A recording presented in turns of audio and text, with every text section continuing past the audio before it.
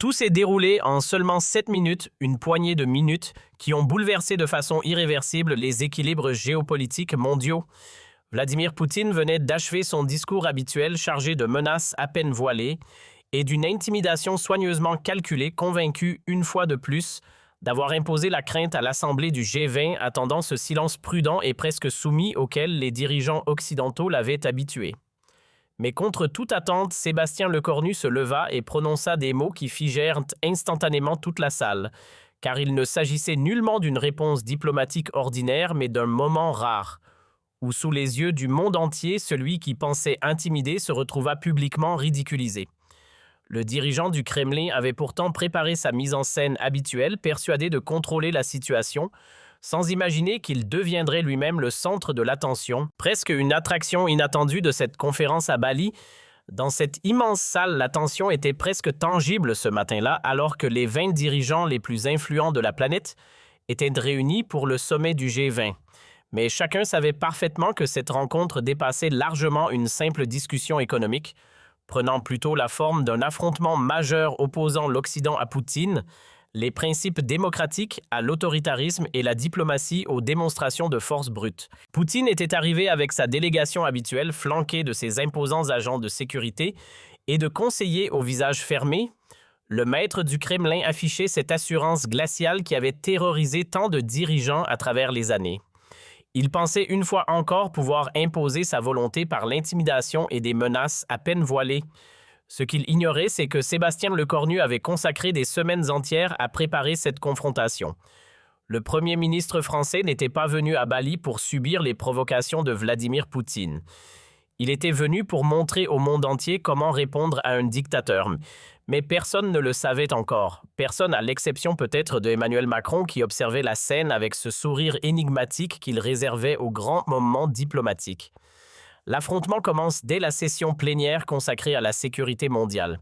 Poutine prend la parole avec son arrogance habituelle, cette autorité brutale que lui confère le contrôle d'un arsenal nucléaire de 6000 têtes. « Mais, chers collègues, dit-il avec ce sourire froid qui glace le sang de ses interlocuteurs, le monde traverse une période de tension artificielle créée par certaines puissances occidentales irresponsables. C'est le début de son offensive traditionnelle.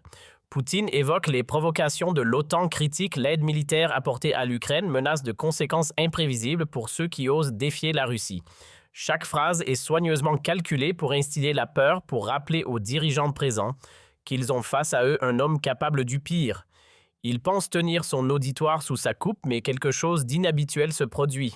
Lecornu ne réagit pas comme les autres dirigeants. Au lieu de détourner le regard ou de prendre des notes nerveusement, il fixe Poutine droit dans les yeux avec une intensité troublante. Quand le dictateur russe termine sa première salve de menaces, le Premier ministre français demande simplement « Avez-vous terminé votre numéro, monsieur Poutine ?» Le mot « numéro » résonne dans la salle comme une gifle. Personne n'ose jamais parler ainsi au maître du Kremlin. « Je souhaiterais répondre à votre performance », continue Sébastien Lecornu en se levant lentement. Et là, pendant les 7 minutes suivantes, tout va basculer. « Monsieur Poutine », commence Lecornu avec un calme olympien qui contraste violemment avec l'agressivité russe, « permettez-moi de vous expliquer la différence entre un dirigeant et un voyou. Le premier coup porte. L'assistance retient son souffle. Aucun chef d'État n'a jamais osé traiter Vladimir Poutine de voyou en public. Un dirigeant inspire le respect par ses actions. Un voyou tente d'obtenir la soumission par la peur. Devinez dans quelle catégorie vous vous situez. Poutine tente d'intervenir, mais Lecornu ne lui laisse pas le temps. Vous parlez de provocation occidentale, parlons plutôt de vos invasions. Géorgie 2008, Crimée 2014, Ukraine 2022. 3 agressions, 3 violations du droit international. C'est votre bilan, monsieur Poutine, et chaque accusation fait mouche. Les caméras de CNNB-BC et de toutes les chaînes mondiales filment cette confrontation historique. Vous menacez de conséquences imprévisibles. Laissez-moi vous dire quelles sont les conséquences prévisibles de vos actions, continue Lecornu implacablement. Isolement international, effondrement économique, fuite des cerveaux. Votre pays devient un paria mondial sous votre règne. Poutine, habitué à terroriser ses interlocuteurs, commence à comprendre qu'il a affaire à un adversaire d'un tout autre calibre. Sébastien Lecornu n'a pas peur, ne recule pas, ne cherche pas à apaiser. Au contraire, il attaque de front. Vous voulez parler de sécurité mondiale, très bien, qui menace d'utiliser l'arme nucléaire contre des civils qui empoisonnent ses opposants à l'étranger, qui financent le terrorisme international, nous savons tous de qui il s'agit. L'accusation directe fait l'effet d'une bombe. Les dirigeants présents n'en croient pas leurs oreilles. Quelqu'un ose enfin dire à Vladimir Poutine ces 4 vérités devant le monde entier. Mais le plus pathétique dans votre attitude, monsieur Poutine, poursuit le cornu avec un mépris non dissimulé, c'est votre lâcheté. Vous vous cachez derrière vos armes nucléaires parce que vous savez que votre armée est incapable de gagner une guerre conventionnelle. C'est le coup de grâce. L'allusion à l'échec militaire russe en Ukraine fait perdre ses moyens au dictateur. Poutine devient livide, ses mains tremblent légèrement. Pour la première fois de sa carrière, il se trouve désarçonné devant un parterre international. « Vous déformez la réalité », balbutie-t-il. « Je déforme quoi exactement ?» réplique le cornu avec un sourire glacial. « Vos échecs militaires en Ukraine, votre incapacité à prendre Kiev, vos généraux qui se font tuer les uns après les autres, ou peut-être votre fuite précipitée de Kharkiv. Chaque question est un coup de poignard. Poutine tente de reprendre le contrôle. La Russie défend ses intérêts légitimes. Vos intérêts légitimes, l'interrompt le cornu. Massacrer des civils, c'est un intérêt légitime. Bombarder des hôpitaux, est-ce de la légitime défense? Déporter des enfants ukrainiens, est de la protection. L'énumération des crimes de guerre russes résonne dans le silence assourdissant de la salle. Les autres dirigeants assistent médusés à cette démolition en règle du tyran russe. Monsieur Poutine, vous n'êtes pas un homme d'État. Vous êtes un criminel de guerre qui se cache derrière un bureau présidentiel, assène le cornu avec une froideur chirurgicale. Et aujourd'hui, devant le monde entier, je vous le dis, la France n'a pas peur de vous. Le silence qui suit est assourdissant. Poutine, l'homme qui a fait trembler l'Europe pendant des années, reste sans voix. Son visage exprime un mélange de rage et d'humiliation qu'aucun photographe n'avait jamais capturé. Mais Sébastien Lecornu n'en a pas terminé. Vous voulez savoir ce qui va se passer maintenant? Je vais vous l'expliquer très simplement, continue-t-il en s'approchant de la table russe. La France va continuer à armer l'Ukraine jusqu'à votre défaite complète. Nous allons renforcer les sanctions jusqu'à ce que votre économie s'effondre et nous allons poursuivre vos crimes devant tous les tribunaux internationaux. Vladimir Poutine tente une dernière manœuvre désespérée. Vous jouez avec le feu nucléaire. Non, monsieur Poutine, c'est vous qui jouez avec le feu et vous venez de vous brûler devant le monde entier. Le Premier ministre français se tourne alors vers l'Assemblée. Mesdames et messieurs les dirigeants, regardez cet homme. Voici à quoi ressemble un dictateur quand on lui tient de tête un lâche qui ne sait que menacer et intimider. L'ovation qui suit surprend même les cornus. Joe Biden se lève le premier, suivi par Ursula von der Leyen, puis par tous les dirigeants démocratiques présents. Même Xi Jinping, pourtant allié de Poutine, reste assis sans applaudir, mais ne proteste pas non plus. Poutine, complètement isolé, assiste impuissant à son humiliation publique. Les journalistes présents comprennent qu'ils viennent d'assister à un moment historique. Ce n'est plus seulement un sommet diplomatique, c'est l'acte de naissance d'une nouvelle ère géopolitique où les démocraties cessent d'avoir peur des dictateurs. Monsieur Poutine, conclut le cornu en retournant à sa place, vous pouvez retourner dans votre bunker maintenant. Le monde libre n'a plus peur de vous. Quand Poutine quitte précipitamment la salle suivie de sa délégation décomposée, un tonnerre d'applaudissements éclate. Pour la première fois depuis des années, un tyran vient d'être publiquement humilié devant la communauté internationale. Les heures qui suivent confirment l'ampleur du séisme géopolitique. Les réseaux sociaux explosent. Le hashtag Lecornu contre Poutine devient viral en moins d'une heure. Les extraits vidéo de la confrontation sont vus plus de 100 millions de fois en 24 heures. Sébastien Lecornu vient de donner une leçon de courage au monde entier. Poutine humilié comme jamais. La France montre la voie. Les commentaires affluent de partout. Les médias internationaux titrent à la une CNN « Un premier ministre français humilie Poutine », BBC « Le jour où Poutine a perdu sa crédibilité », The New York Times « Comment Lecornu a changé la géopolitique en 7 minutes ». Même RT, la chaîne de propagande russe, est contrainte de couvrir l'événement tentant maladroitement de minimiser l'humiliation de leur leader. À Moscou, c'est la panique générale. Les conseillers de Vladimir Poutine tentent de limiter les dégâts, mais l'impact est dévastateur. Pour la première fois depuis qu'il est au pouvoir, le dictateur russe apparaît faible et vulnérable devant son propre peuple. Les images de son humiliation circulent même en Russie malgré la censure. Dans les capitales occidentales, c'est l'euphorie. À Washington, Joe Biden félicite personnellement l'écornu. Vous avez fait ce que nous rêvions tous de faire depuis des années. À Londres, le premier ministre britannique salue un moment historique de courage français. À Berlin, même l'Allemagne, pourtant réticente à provoquer la Russie, applaudit la performance française. Les conséquences géopolitiques sont immédiates. L'Ukraine reçoit un soutien militaire renforcé de la part de tous les pays occidentaux. Les sanctions contre la Russie sont durcies. Plusieurs pays neutres rejoignent le camp occidental inspiré par le courage français. L'écornu a libéré la parole mondiale, analyse un expert de Chatham House. À l'inverse, les alliés de Poutine prennent leur distance. La Chine évite de commenter l'Iran, temporise. Même la Corée du Nord reste silencieuse.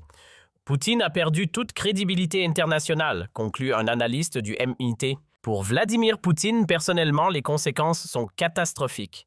Sa popularité en Russie chute brutalement. Les oligarques commencent à questionner son leadership. L'armée russe, déjà démoralisée par les échecs ukrainiens, perd encore confiance en son chef suprême.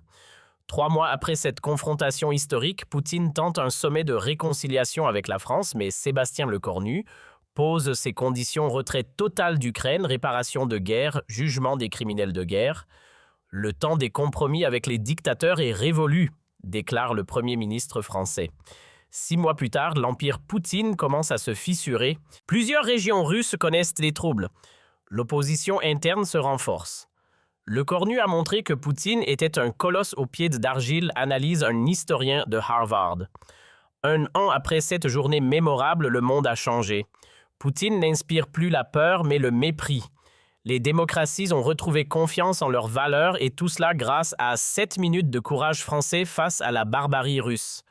Parfois, il suffit d'un homme courageux pour changer le cours de l'histoire, résume Lecornu dans ses mémoires. Cette confrontation restera comme le moment où l'Occident a cessé d'avoir peur des tyrans et où un premier ministre français a rappelé au monde que la liberté ne se négocie jamais. Mais l'histoire ne s'arrête pas là. Les répercussions de cette humiliation publique de Poutine vont transformer l'ordre géopolitique mondial de manière permanente et irrévocable. Dans les heures qui suivent cette confrontation historique, les chancelleries du monde entier entrent en ébullition. À Washington, la Maison-Blanche convoque une réunion d'urgence du Conseil de sécurité nationale. L'écornu vient de faire ce qu'aucun dirigeant occidental n'osait faire depuis des années, déclare le secrétaire d'État américain. Il a montré que Poutine peut être défié et humilié publiquement. Le Pentagone révise immédiatement ses évaluations stratégiques sur la Russie. Si Poutine perd sa crédibilité d'homme fort, cela change complètement la donne militaire, analyse un général américain. Ses propres troupes vont commencer à douter de lui. La CIA mobilise tous ses agents pour analyser les réactions internes russes. Nous assistons peut-être au début de la fin du régime Poutine, estime le directeur de l'agence. Les services de renseignement américains observent déjà des signes de nervosité au sein de l'élite russe. À Londres, Downing Street jubile discrètement. Le premier ministre britannique convoque son cabinet pour analyser cette nouvelle donne. Sébastien Lecornu a ouvert une brèche dans l'armure de Vladimir Poutine, explique-t-il à ses ministres. Nous devons exploiter cette opportunité. Le MI6 reçoit l'ordre d'intensifier ses opérations en Russie afin de tirer parti de cette faiblesse soudaine du dictateur. Les diplomates britanniques sont mobilisés pour rallier d'autres pays à cette nouvelle approche ferme face à Moscou. En Allemagne, la réaction est plus nuancée mais tout aussi significative. Olaf Scholz, encore marqué par sa propre humiliation face à l'écornu, reconnaît néanmoins l'importance de ce moment. La France vient de changer les règles du jeu avec la Russie, admet-il à ses conseillers. Nous ne pouvons plus faire comme si de rien n'était. L'Allemagne, traditionnellement prudente avec Moscou en raison de sa dépendance énergétique, commence à reconsidérer sa position. Berlin annonce l'accélération de sa transition énergétique afin de réduire sa vulnérabilité au chantage russe. Les entreprises allemandes reçoivent l'ordre de préparer leur désengagement total du marché russe. Dans les pays d'Europe de l'Est, l'enthousiasme est palpable. La Pologne, les pays baltes, la République tchèque saluent unanimement le courage de Lecornu. Enfin, quelqu'un a dit à Poutine ce que nous pensions tous, déclare le président polonais. Ces pays qui subissent les pressions russes depuis des décennies voient dans cette confrontation une libération. Ils proposent immédiatement de renforcer leur coopération militaire avec la France. L'OTAN révise ses stratégies de défense face à une Russie potentiellement affaiblie. En Ukraine, l'impact est immédiat et spectaculaire. Volodymyr Zelensky organise une conférence de presse extraordinaire pour remercier la France. Le cornu a fait plus en 7 minutes que des mois de diplomatie, déclare-t-il. Il a montré au monde le vrai visage de Vladimir Poutine. Le moral des troupes ukrainiennes remonte en flèche. Les soldats diffusent massivement les images de l'humiliation de Poutine. Si leur chef peut être ridiculisé ainsi, nous pouvons les battre, se disent-ils. L'armée ukrainienne lance immédiatement plusieurs offensives galvanisées par cette démonstration de faiblesse russe. À Moscou, c'est la panique totale. Poutine, rentré précipitamment du G20, s'enferme dans son bunker du Kremlin. Ses conseillers tentent de minimiser les dégâts, mais l'ampleur de l'humiliation dépasse tout ce qu'ils ont connu. Vladimir Vladimirovitch a été pris au dépourvu, admet l'un d'eux. Personne n'avait anticipé une attaque aussi frontale. Les services de sécurité russes reçoivent l'ordre de censurer massivement les réseaux sociaux. Mais les images de la confrontation circulent déjà partout. Même en Russie, malgré la propagande officielle, les citoyens voient leur leader humilié comme jamais. Les oligarques russes, déjà inquiets des sanctions occidentales, commencent à paniquer. Si Poutine perd sa crédibilité internationale, nous risquons de tout perdre, confie l'un d'eux à ses associés. Certains d'entre eux entament discrètement des contacts avec des intermédiaires occidentaux pour négocier leur sortie de l'orbite poutinienne. Les généraux russes, déjà ébranlés par les échecs militaires en Ukraine, voient leur confiance en leur chef suprême s'effriter davantage. Des réunions secrètes s'organisent au sein de l'état-major pour discuter de l'avenir du pays. Comment peut-on suivre un leader qui se fait humilier ainsi? Murmurent-ils entre eux. Dans les régions russes, les gouverneurs commencent à prendre leur distance avec le pouvoir central. Certains d'entre eux contactent discrètement des représentants français pour explorer des ouvertures diplomatiques. Moscou nous entraîne dans sa chute, explique-t-il. Nous devons penser à l'avenir de nos territoires. Les médias russes indépendants, malgré la répression, parviennent à diffuser des analyses de cette confrontation. Poutine n'est plus l'homme fort qu'il prétendait être, écrivent-ils courageusement. Ces articles circulent clandestinement et alimentent un débat souterrain sur l'avenir du régime. En Chine, Xi Jinping observe cette évolution avec un mélange d'inquiétude et d'opportunisme. En Ukraine, l'impact est immédiat et spectaculaire. Volodymyr Zelensky organise une conférence de presse extraordinaire pour remercier la France. Le cornu a fait plus en 7 minutes que des mois de diplomatie, déclare-t-il. Il a montré au monde le vrai visage de Vladimir Poutine. Le moral des troupes ukrainiennes remonte en flèche. Les soldats diffusent massivement les images de l'humiliation de Poutine. Si leur chef peut être ridiculisé ainsi, nous pouvons les battre, se disent-ils. L'armée ukrainienne lance immédiatement plusieurs offensives galvanisées par cette démonstration de faiblesse russe. À Moscou, c'est la panique totale. Poutine, rentré précipitamment du G20, s'enferme dans son bunker du Kremlin. Ses conseillers tentent de minimiser les dégâts, mais l'ampleur de l'humiliation dépasse tout ce qu'ils ont connu. Vladimir Vladimirovitch a été pris au dépourvu, admet l'un d'eux. Personne n'avait anticipé une attaque aussi frontale. Les services de sécurité russes reçoivent l'ordre de censurer massivement les réseaux sociaux. Mais les images de la confrontation circulent déjà partout. Même en Russie, malgré la propagande officielle, les citoyens voient leur leader humilié comme jamais. Les oligarques russes, déjà inquiets des sanctions occidentales, commencent à paniquer. Si Poutine perd sa crédibilité internationale, nous risquons de tout perdre, confie l'un d'eux à ses associés. Certains d'entre eux entament discrètement des contacts avec des intermédiaires occidentaux pour négocier leur sortie de l'orbite poutinienne. Les généraux russes, déjà ébranlés par les échecs militaires en Ukraine, voient leur confiance en leur chef suprême s'effriter davantage. Des réunions secrètes s'organisent au sein de l'état-major pour discuter de l'avenir du pays. Comment peut-on suivre un leader qui se fait humilier ainsi? Murmurent-ils entre eux. Dans les régions russes, les gouverneurs commencent à prendre leur distance avec le pouvoir central. Certains d'entre eux contactent discrètement des représentants français pour explorer des ouvertures diplomatiques. Moscou nous entraîne dans sa chute, explique-t-il. Nous devons penser à l'avenir de nos territoires. Les médias russes indépendants, malgré la répression, parviennent à diffuser des analyses de cette confrontation. Poutine n'est plus l'homme fort qu'il prétendait être, écrivent-ils courageusement. Ces articles circulent clandestinement et alimentent un débat souterrain sur l'avenir du régime. En Chine, Xi Jinping observe cette évolution avec un mélange d'inquiétude et d'opportunisme. L'armée russe, déjà épuisée par le conflit ukrainien, ne peut plus maintenir l'ordre sur tout le territoire. 3 mois plus tard, l'impensable se produit. Un groupe d'oligarques et de généraux organise un coup d'État contre Vladimir Poutine. Il a déshonoré la Russie, justifiait-il. Nous devons sauver ce qui peut encore l'être. Le dictateur barricadé dans son bunker voit son empire s'effondrer autour de lui.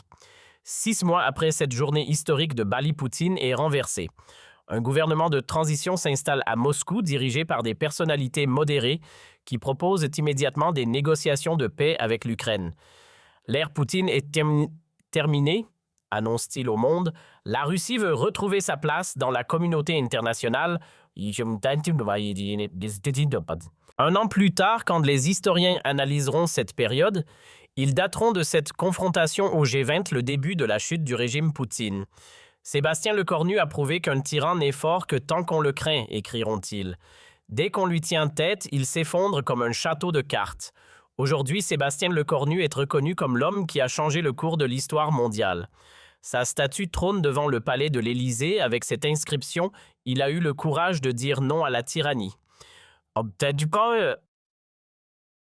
Poutine lui finit ses jours en exil, symbole déchu d'une époque révolue où les dictateurs pensaient pouvoir terroriser le monde impunément. Les répercussions de cette journée historique continuent de se faire sentir dans tous les domaines de la société internationale.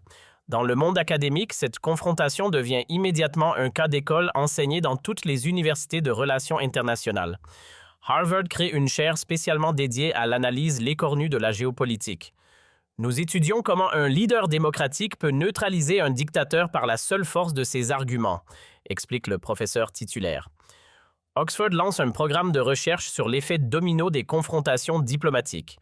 Les étudiants du monde entier analysent minute par minute les 7 minutes qui ont changé l'histoire. C'est devenu notre référence absolue en matière de courage politique, témoigne un étudiant de Sciences Po Paris. À Yale, un séminaire entier est consacré aux techniques l'écornues de démontage psychologique des autocrates. Les futurs diplomates américains apprennent par cœur les répliques du premier ministre français.